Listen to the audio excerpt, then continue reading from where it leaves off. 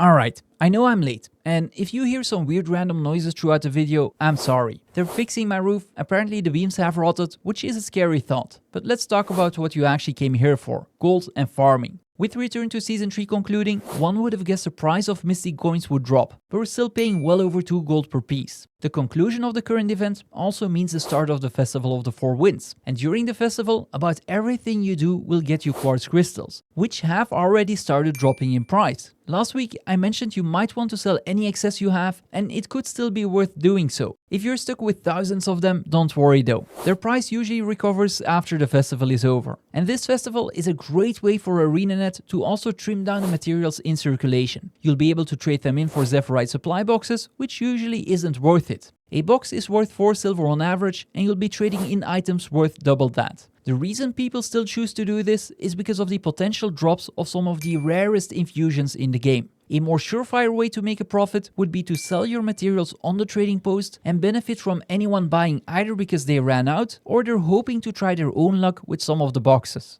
Now, if you happen to be in the market for one of these rare infusions yourself, it's worth actively checking both the trading post and the Overflow Discord in the coming weeks. Sometimes these events push down the prices of the infusions, allowing you to pick one up relatively cheap. No guarantees though. Also definitely worth noting is that the festival is the only time you can buy the recipe for Zephyrite fish jerky. This item will give you 25 fishing stacks upon consumption and can be used 4 times in a row for maximum stacks, which means you'll be catching legendary fish in no time. And catching a legendary fish will more than reimburse the cost of 4 jerkies, so always make sure you're using one.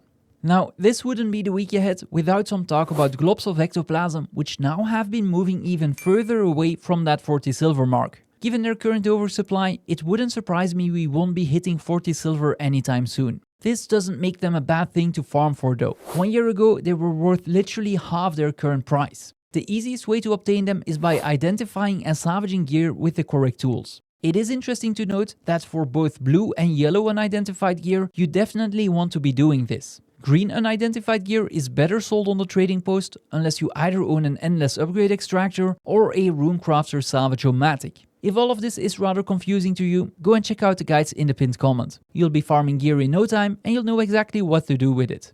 Last week I also mentioned that the items containing superior sigils of force could be bought cheaper than the actual sigil itself. This isn't the case anymore, as prices seem to have rebalanced. But if you still have Blackline salvage kits lying around, or you want to have some endless upgrade extractor fun, feel free to check out my spreadsheets, as there are other weapons you can buy for some profit. And while we're on the topic of gambling for loot and salvaging items, it is time we talk about salvaging ascended jewelry. This is something you don't want to do when you don't have legendary trinkets yet, but could be an option every now and then when you have got those covered. Salvaging amulets is the most profitable on paper because you can get a Salvaged Excellence, which is required for the achievement to unlock the Fractal Reliquary gizmo. The problem is the drop rate, which is about 1.4% according to fast farming. That means that you'll have to salvage 71 amulets on average and is a true gamble. Another byproduct are the stabilizing matrices, which are a guaranteed drop and you can expect about 4 on average per amulet. If you'd like to take some of the randomness out of the equation, then Ascended Rings aren't actually that bad. Salvage Grandeur is still worth a pretty penny, but the dataset on fast farming contains 0 drops out of over 1000 rings. And despite this, Ascended Rings are the second most valuable item to salvage, even when including the cost of an Ascended Salvage Kit, and that is because they also get you those stabilizing matrices. You can actually increase the amount you get by attuning the rings, which costs next to nothing. You could then even further increase the amount by infusing them, but that requires materials found in fractals and might be something you don't want to do just yet.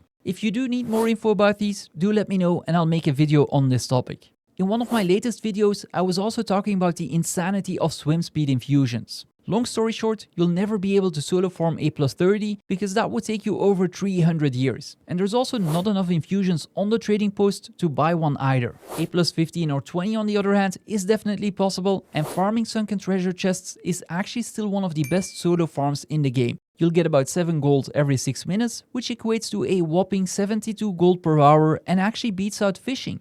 It's also been about 2 weeks since I ran challenge mode convergences with people on stream and through the LFG, which is something I want to try to do again this week. These actually come in at an even higher gold per hour, but should only be ran once per day for the Hero's Choice chest. Any extra you do will lower your gold per hour sadly. If you can't find a group for CMs, either keep an eye out for mine or do the public normal mode ones, which still boasts impressive numbers.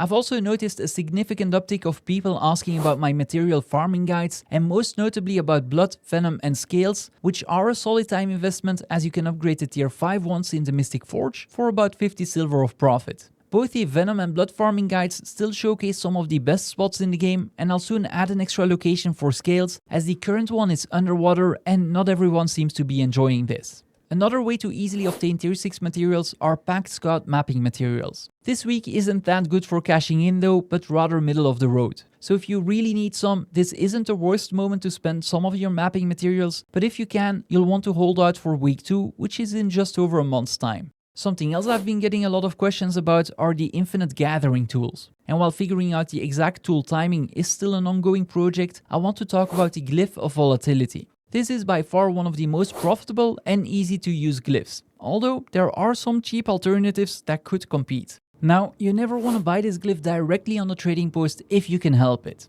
A single one costs over 700 gold or over 500 when listing a buy order. The problem is actually getting this order to fill without also being undercut if you don't monitor the trading post constantly. Instead, there's often a pack of infinite gathering tools with glyph selection containers that allow you to choose whatever glyph you want, or sometimes the infinite volatile gathering tools themselves. At full price, these will cost you 2,700 gems, which you can exchange for roughly 1,100 gold. This will get you 3 Glyphs of Volatility as well as 3 infinite gathering tools. If you can hold out for a sale, then you can actually get them as low as 2,160 gems, which brings down the price to around 885 gold. So that is 3 infinite gathering tools and 3 Glyphs of Volatility for only 140 gold more than instantly buying a single glyph on the trading post. Now, if all of these numbers seem far out of reach, then you can get limited use tools in any of the Living World Season 4 maps for just a bit of karma.